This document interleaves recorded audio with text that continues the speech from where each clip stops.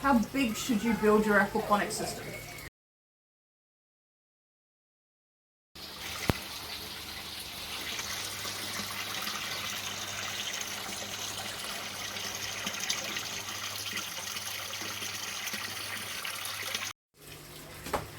How big you're building your aquaponics system will vary. Everyone's different, and it's one of the reasons you don't see so many videos, as in pictures everywhere, because everyone's aquaponics system is different and unique. And it's different and unique. words, Candy, get the words out.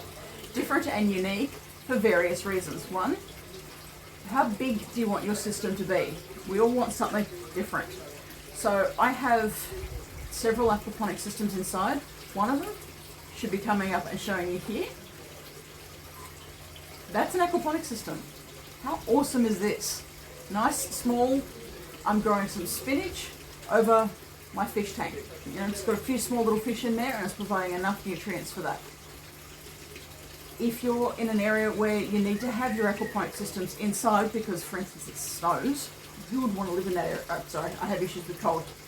Then you're needing to think about having your aquaponic system inside, but what size do you want? And that'll often, it might be an aquarium with some type of grow bed or nutrient film, so PVC piping on the top, like this one, showing you my turtle tank here.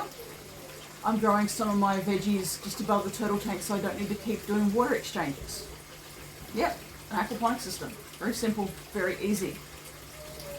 But perhaps you've got a small little courtyard and you're wanting to be a little bit self-sufficient and decided, okay, well, I'm going to grow some herbs. Great. Your little barrel system, like what's right beside me, is one of the perfect solutions then. For a few $100s, you can build this within a couple of hours and be growing some goldfish and your herbs and some silver beet or some spinach or some lettuce, and you can keep growing.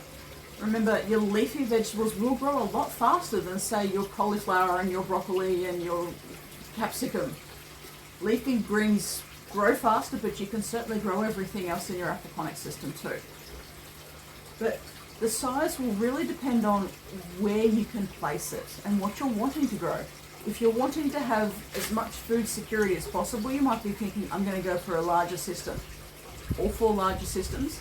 And I have one over there in a 3x3 meter area that grows pretty much, most of my food is grown within an aquaponic system in some way. But I do have wicking beds for my vines or some of my root crops. So it just depends on your environment and your location. You might only have a little courtyard. I've lived in rentals where I've only had courtyards that are 3x3 meter areas or 4x8 meter areas, and so I've been restricted to my growing capacity based on that area.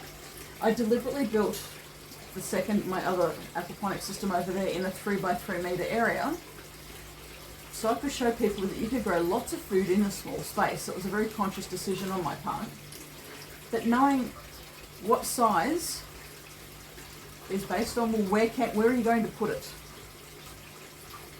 Where am I going to put my aquaponic systems? Is it going to be inside? Is it going to be outside? Is it going to be in my little courtyard area, which this is in my little courtyard area, my alfresco area? Or I'm going to put it out the back, near the back shed up, you know, where there's power and power and water, and I can actually access it. You're needing to think about, where am I going to put it? How big do I want it to be, based on those things. A nice little small little barrel aquaponic system is a great way to start, especially if you don't have any experience, rather than trying to start and go big and end up wasting a bit of money while you're learning. Learn cheap with a small system. You don't want it to look cheap and nasty. You want it to work. A little barrel system like this, it's powered by my goldfish, and I've got most of my herbs being produced in this small little area. Works perfectly.